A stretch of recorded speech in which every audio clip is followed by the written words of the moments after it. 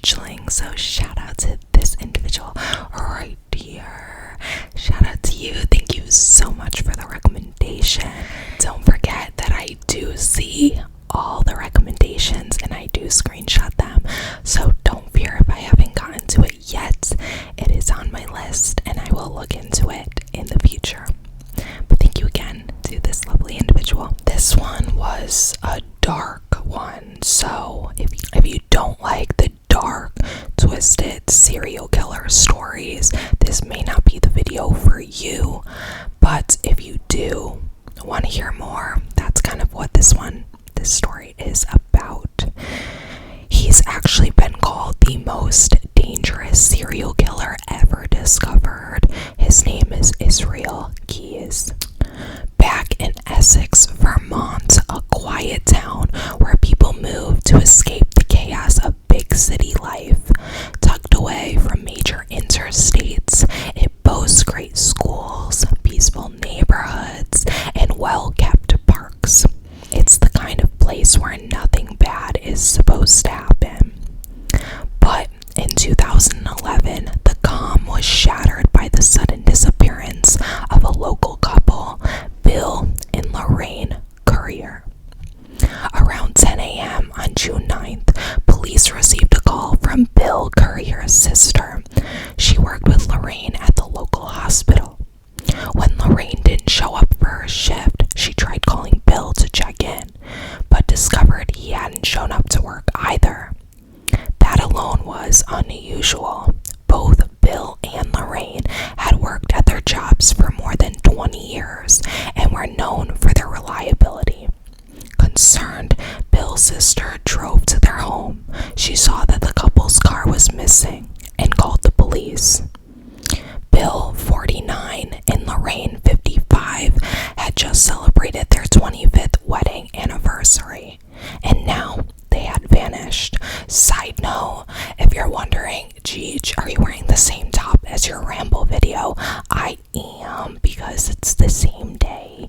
I am indeed. I just put my hair up because low-key I'm sweating right now. So if you're girl, you're also glowing, it's not glow, it's sweat. It's sweat. Don't get grossed out though. It's fine. The body is glow, but the face is probably sweat. But I put my hair up to have it be fun. Ooh, look at it flow. Look at it flow with the wind. There is no wind, actually. There is no wind. That's why I'm sweating. When police arrived at the Courier home, all the doors were locked. Their car was gone. One officer peeked through the garage window and noticed that a window connecting the garage to the house had been broken. Other than that, though, nothing appeared out of place. Bill worked as a lab assistant at the University of Vermont. Lorraine was employed at a nearby medical center. They were described by colleagues as hardworking, dependable, and devoted to their family. They took pride in their home, keeping it clean and well maintained. Inside the house, police found several things that raised serious concerns. Medicine that both Bill and Lorraine needed daily was still there. Bill's work clothes were laid out. His wallet hadn't been taken. Lorraine's glasses, ones she needed to drive, were sitting inside, and a gun the couple kept in the house was missing. All of this set off alarm bells. Police quickly realized this wasn't a case of two adults who had simply gone off the grid. This was out of character. Something was wrong, and they feared for the couple's safety. 8 separate searches were conducted across the area, but they turned up with nothing. Then, a call came in from an eyewitness. They reported seeing someone driving the Courier's car the day after they disappeared. The witness worked with police to develop a composite sketch. Who the heck is shooting outside? I'm just kidding. But am I? The witness worked with police to develop a composite sketch of the driver. What stood out? The person behind the wheel didn't look anything like Bill, and he was alone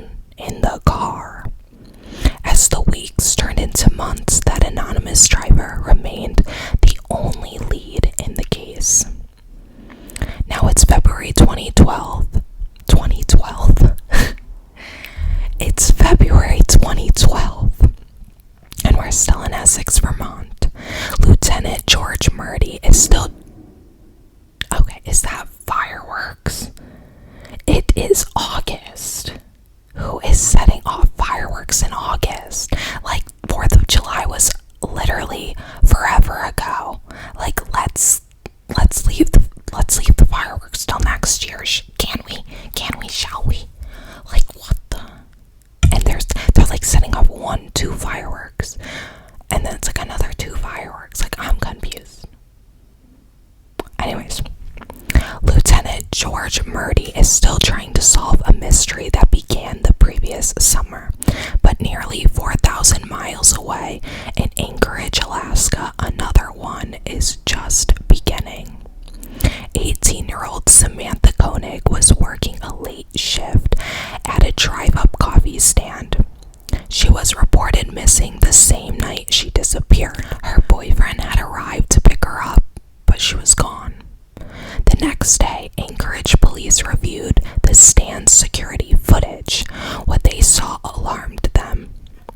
It was a dark, cold February night. Snow was falling heavily. Drivers passed by, eyes locked on icy roads. Around 8 p.m., a man approached the stand wearing a ski mask. Not unusual for Alaska, where it was 12 degrees that night. He handed Samantha a travel mug and asked for a coffee. She turned with a smile, but when she faced him again, he was pointing a gun at her. He leaned through the window, zip-tied her wrist, jumped inside, and forced her out the door. 3 weeks passed with no sign of her. Then her boyfriend received a text from Samantha's phone. It read, "Sam's alive." He was directed to a ransom note hidden in a local park. Inside the note was a photo of Samantha holding a recent edition of the Anchorage Daily News, proof she was still alive, and a demand $30,000 to be deposited into her bank account. Samantha's father stood outside the coffee stand holding press conferences. He pleaded for her return, begging whoever had taken her to bring her home. The Anchorage community rallied. They raised the money and deposited it into Samantha's bank account. Within days, there was activity. 2 ATM withdrawals made using Samantha's card. Police began monitoring every ATM in Anchorage. A week later, her card was used again, but this time it was in Arizona. They were always about 10 to 15 minutes behind the withdrawal, so by the time they reached the scene, the suspect was long gone. He was hitting drive-through ATMs, first in Arizona, then New Mexico, and 2 days later in Texas. Surveillance footage captured a masked man driving a white Ford Focus. Based on the videos, police believed he was a muscular white man over 6 feet tall. Then, a break. A Texas state trooper reported seeing a tall, muscular white man in a white Ford Focus leaving a hotel parking lot. He pulled the car over. The license plates were from Alaska.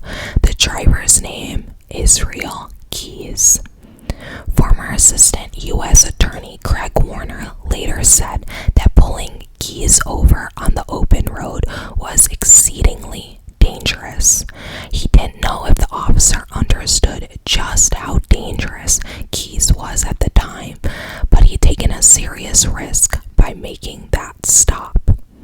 Inside the car, police found Samantha's ATM card, her cell phone, and rolls of cash, but Samantha wasn't here, and Keys wasn't talking. The initial interrogation conducted in Texas led nowhere. Keys offered nothing. He was extradited back to Alaska, and prosecutors were immediately unsettled. There was something about Israel Keys that felt deeply wrong. They described him as cold and withdrawn, with a disturbing presence. He gave off a sense of darkness that went beyond the facts of the case. Now it's March 26, 2012, still in Anchorage.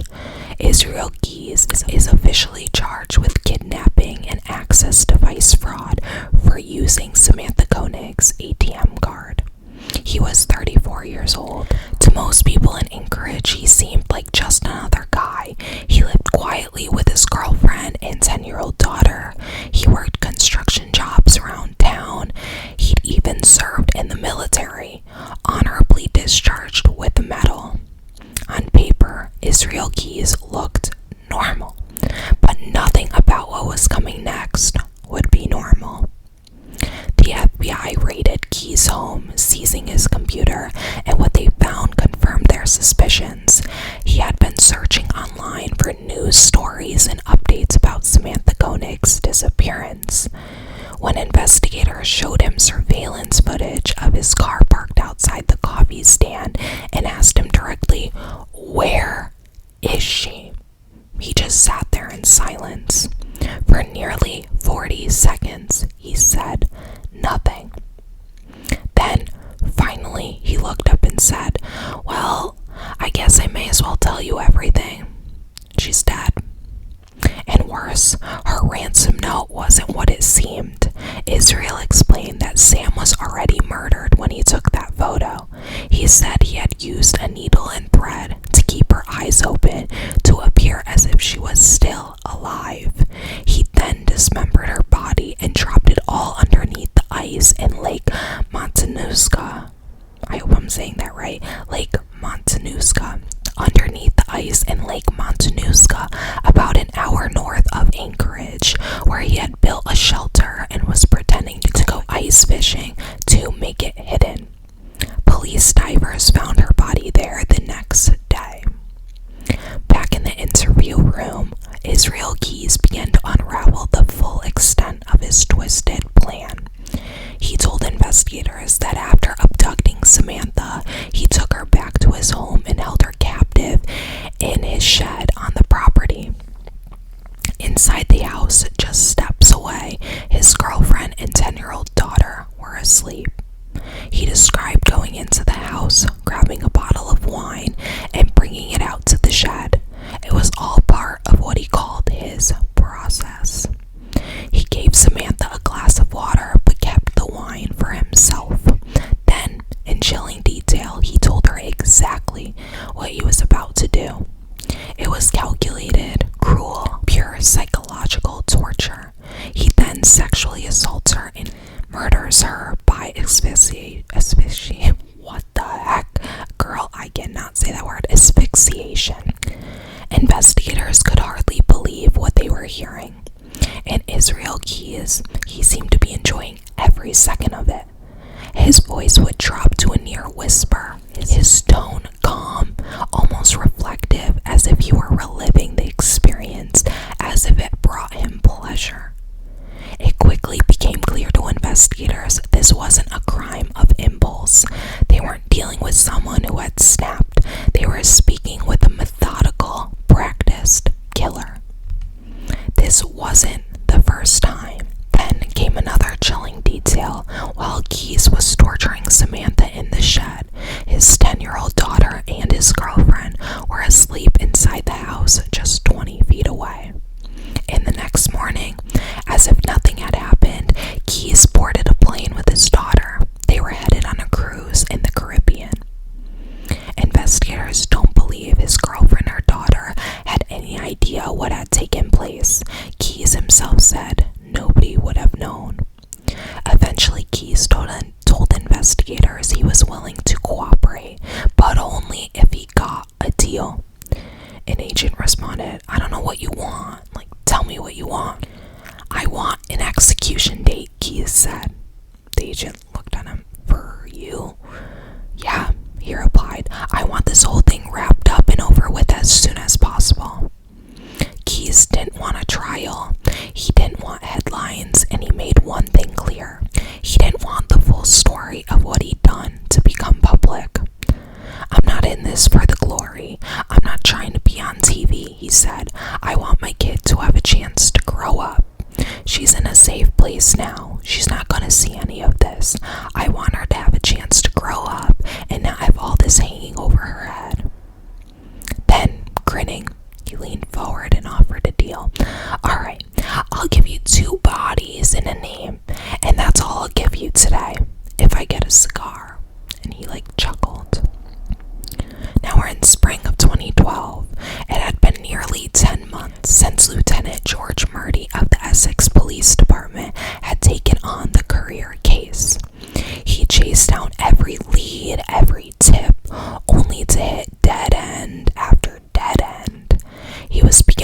believe they'd never solve it.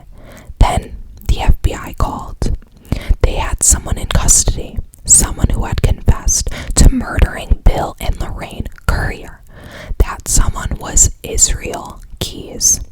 From a jail cell in Alaska, Keyes told investigators he had broken into the Courier's home, abducted them, and later dumped their bodies in an abandoned farmhouse just a few miles away. Lieutenant Murdy rushed to the location, but when he got there, the farmhouse was gone, demolished. The entire building, including the basement where Keyes claimed the bodies had been left, had been excavated months earlier. All of it had been hauled away to a landfill upstate. The evidence was gone. With the farmhouse gone and no bodies to recover, investigators had to find another way to confirm Keyes' confession. They needed details only the killer himself could know. Lieutenant George Murdy picked up the phone and called Israel Keyes directly. From the start, Keyes made one thing clear. He felt no remorse. He was cold, detached, and sometimes even chuckled during the conversation. But he knew every detail of the Courier case. He told George how he had stalked their home late at night, how he had cut the phone line and smashed a window to break in. Then he described storming through the house with a headlamp strapped to his forehead and a handgun in hand. He rushed down the hall to the Courier's bedroom. There, he tied Bill and Lorraine up with cable ties. He told them he was kidnapping them and that he was moving them to a different location. Believing they had no choice, the couple went along. Keyes led them out to their car and drove them to the abandoned farmhouse. He brought Bill into the basement. Upstairs, he sexually assaults Lorraine. While he's upstairs, Bill manages to partially escape downstairs, but as he's trying to come to the aid of his wife, Keyes shoots Bill in the basement. Israel Keyes goes back upstairs. There's more activity with Keyes and Lorraine until he finally brings her down to the basement and strangles her to death. Afterwards, dousing the bodies in drain cleaner, wrapping them in large trash bags, and hid them under a pile of basement junk. The crew hired to demolish the farmhouse encountered a smell so overwhelming they didn't dare enter the building or investigate further. They simply tore down the structure on top of the garage, assuming they would haul everything else away later. What they didn't know, an 11-week search would be launched at the landfill where the debris was dumped, but the Courier's bodies were never found. During interviews, an agent showed Keyes a photograph. "Will you look at this for me?" "Yeah." "Are those the two people you killed?" "Yep." "Have you ever met them before?" "Nope." Just like Samantha Koig in Alaska, Keyes had never seen the Couriers before the night he attacked. He told police he thought carefully about where he killed. He chose the Courier's house because they had no children, no dog, and a garage that gave him easy access. The Courier case revealed something chilling. Israel Keyes was a serial killer with a system. Someone who knew him said, "I just couldn't believe that this nice person could do such a thing." Keyes' method was cold and calculated. He traveled far from home, always paying in cash, turning off his phone, leaving no trace of his presence. He targeted small towns where no one knew him. He would abduct, kill, then vanish hundreds of miles away before anyone even knew someone was missing. For the Courier murders, Keyes flew from Anchorage to Chicago, then rented a car and drove nearly 1,000 miles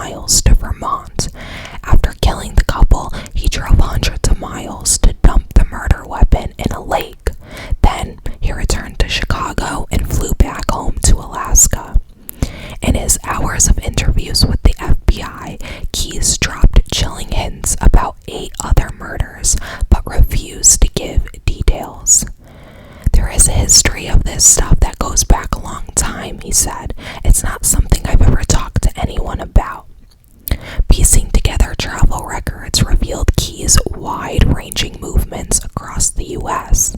On June 2nd, 2011, he flew out of Ted Stevens International Airport in Anchorage. In his luggage, he checked a .22 caliber rifle, perfectly legal, and flew under his own name. He thought he was uncatchable. Israel Keyes meticulously prepared his murders years in advance. He didn't just act on impulse. He buried caches of weapons and supplies in remote locations, ready for future killing missions. Drawing on his military training, he knew exactly how to maintain and grease his firearms so they would remain functional even after years underground. Investigators discovered sealed 5-gallon buckets packed with guns, ammunition, rope, cable ties, and even drain cleaner. At least 5 such caches were hidden across the country, in New York, Texas, Wyoming, Alaska, and just 2 miles from the Courier's home in Vermont. Down a forest path lay the kit Keyes had buried 2 years before he used it for their murder. You might be wondering, how did Israel afford all this traveling and preparation? The answer: bank robberies.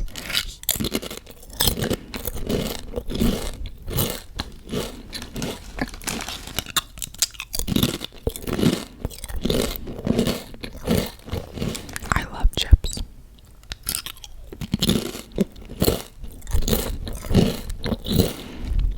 Okay, back. I need a snack. A girl was hungry.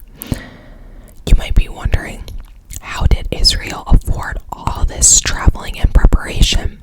The answer: bank robberies. He admitted to holdups in New York and Texas, and security footage backed him up.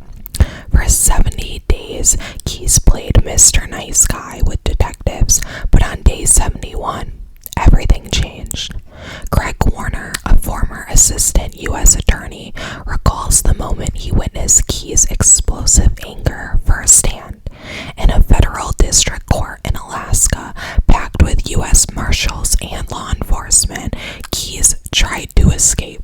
Over the course of 6 or 7 hours, he worked at his leg cuffs until they loosened enough to pop free. He hid the cuffs in his sock, unnoticed by the guards. Suddenly, chaos erupted. Keyes charged at the courtroom door, attempting to bulldoze past several marshals. He only got 2 or 3 steps before being tackled by a half-dozen officers and tasered immediately. Warner remembers being shocked by Keyes' raw physical power.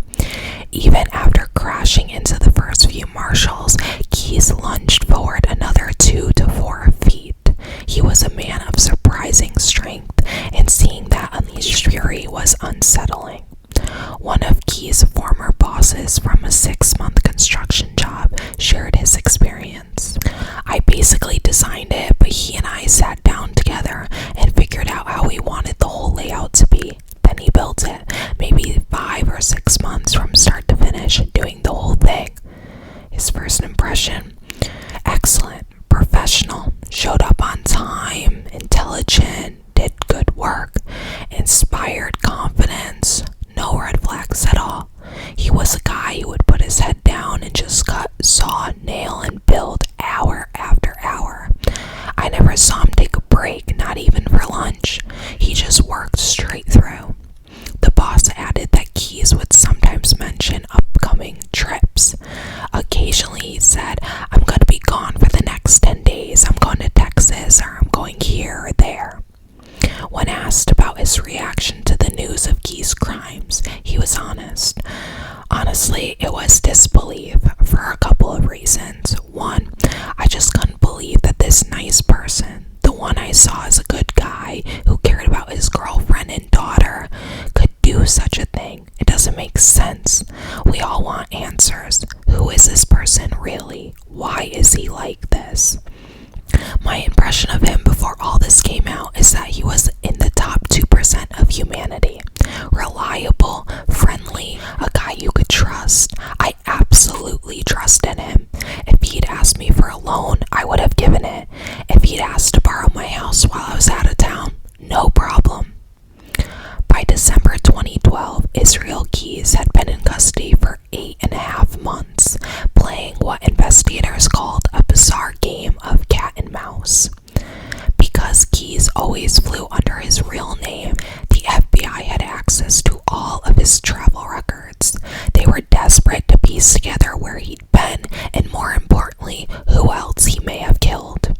Keyes hinted at the answers, but only on his own terms.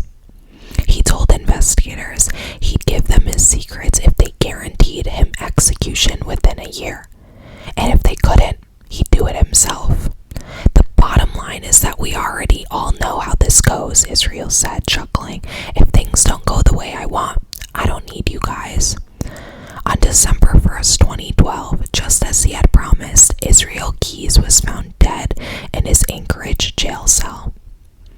Former Assistant U.S. Attorney Craig Warner called it a coward's way out, especially for someone who had denied his victims any chance at a peaceful death. Before taking his life, Keyes had sat for hours of FBI interviews. During those sessions, he dropped hints about at least 8 more victims, 4 in Washington State, 1 in New Jersey, and the rest still unknown. A criminal profile later described him as one of the most intelligent serial killers he had ever seen. According to Keyes, many of his victims were never even reported as homicides. My entire goal was to stay under the radar, Keyes told agents.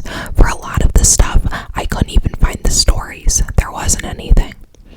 All I can say is that unless I talk about it, you're never going to find any evidence. The more you investigate the crimes I'm confessing to, the more you'll see. If I wasn't talking about them, you wouldn't have much evidence.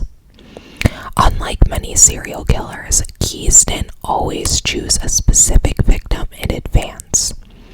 Sometimes he'd simply travel to a remote place, deep in the woods or high in the mountains, and wait. He didn't need a name, just an opportunity. Investigators began sifting through cold cases, instances where someone had simply vanished, where there was almost no physical evidence, and where Keyes' travel records placed him nearby.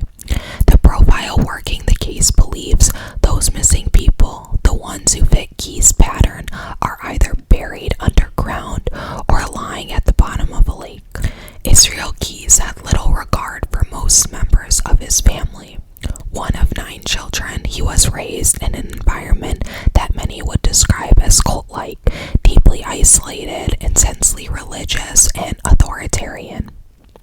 As he grew older, he rejected that upbringing completely. He became a committed atheist and went to great lengths to make his beliefs known, branding a pentagram and an upside-down cross into his body. He didn't just reject religion, he hated it, especially Christianity. At one point, he even confessed to plotting to burn down churches across the country. Even as a child, Keyes said he knew he wasn't like the other kids. In one interview, he said, laughing disturbingly, "There were things that I thought were normal and okay that no one else seemed to think were normal and okay." Then he shared a story. He was 14. Some family friends were visiting. There was a cat of theirs that kept getting into the trash. Keyes, who said he'd always carried a gun, shot the cat in the stomach. The animal panicked, ran in frantic circles around a tree, and then slammed into it and collapsed. "I actually kind of laughed a little bit," he said. "Then I looked over at everyone else, and the kid who was with me was throwing up. Like, really, I don't know, traumatized, I guess you'd say." As his crimes came to light, Keyes became deeply concerned, not about public reaction, but about how his daughter might one day discover the truth. "There are certain aspects of the things I've done that I would prefer never became public," he told investigators. "The details, certain details, that's a major concern." Those details turn out to be darker than anyone expected. The investigation revealed that Keyes not only sexually assaulted his female victims, he also sexually assaulted the male victims. He was also a necrophiliac. They believe those were the secrets he was most desperate to keep buried. Craig Warner, former assistant U.S. attorney, said there was a noticeable shift in Keyes' demeanor when these topics came up. "It was the only time I saw him look uncomfortable," Warner said. "It was a stunning difference from his usual demeanor." Molly, an author and amateur sleuth became obsessed with the Israel Keys case for one chilling reason. She believes she may have encountered him in 2001. At the time, Molly was living in Washington State. One night, she was driving through the remote stretches of the Olympic Peninsula, an area known for its dense forests and nearly empty roads. As she was driving, she noticed a truck creeping up behind her. At first, she saw its headlights in her rearview mirror, then suddenly they disappeared. The truck had gotten so close to her bumper that the lights were no longer visible. Then things got stranger. The truck sped up past her and suddenly slowed down, forcing her to pull around him. But he did it again and again, 3 times in total, each time more deliberate than the last. On the final pass, the man in the truck stopped in the middle of the road, forcing her to come to a complete stop. He opened his door, stepped out, and began motioning for her to get out of her car. He was tall, lean, maybe a few years older than her. Something in her gut told her not to find out what he wanted, so she threw the car into gear, swerved onto the shoulder, and went past him. The man got back in his truck and followed her, tailing her tightly again until finally, once she reached a residential area, he abruptly pulled off and turned around. To this day, Molly believes that man may have been Israel Keys, and if so, she may have narrowly escaped becoming one of his unknown victims. Molly also points to another case that she believes fits Keys' pattern perfectly, the 2006 disappearance of Gilbert Gilman. Gilman was a highly decorated former paratrooper with elite military training. He had served in the 82nd Airborne Division and had been awarded 2 Bronze Stars. He wasn't the kind of person to vanish without reason. And yet, on a Saturday afternoon, June 24th, 2006, Gilman drove to the staircase area of Olympic National Park. He wore shorts, flip-flops, and a Hawaiian shirt. He wasn't carrying any gear, no backpack, no food, no water, nothing that would suggest he planned to go far. 3 days later, a missing persons report was filed. The search lasted 6 days. They found absolutely nothing. A park ranger familiar with the area was later asked how often people go missing there and how often they're found. We get around a dozen to 2 dozen missing person calls a year, he said, and almost all of them are found. But Gilman wasn't. Investigators learned that Israel Keys had been in the area just before Gilman disappeared. He had run a marathon 3 or 4 hours away and, as usual, had weekends off from work. Gilman vanished on a Saturday. The timeline fits. Keys later told the FBI that many of his victims were never classified as murders, just missing persons. He deliberately targeted people whose disappearances wouldn't attract much attention, and he left no clues, no bodies, no crime scenes, only silence. Gilman checks every box. Keys told investigators he killed 4 people in Washington, a couple and 2 individuals. He said he dumped the bodies of the individuals in lakes. One of those he confirmed was Lake Crescent, just 2 hours from where Gilman was last seen. Lake Crescent is vast, 9 miles long, 5,000 acres in surface area, and over 650 feet deep in the deepest point. It's so cold and so deep that decomposition slows to a crawl. Bodies don't float back to the surface. In one of the FBI interviews, Keys asked them, "You guys know about Lake Crescent in Washington? I think that lake is 500 to 700 feet deep. They'd never been to the bottom of it. There's people who've gone off that lake and they still haven't found them, their cars or anything." An agent responded, "And that's the lake?" Keys answered, "That's one of the lakes." Just 2 hours south of Lake Crescent, Gilbert Gilman vanished in 2006 under suspicious circumstances. He was last seen walking into Olympic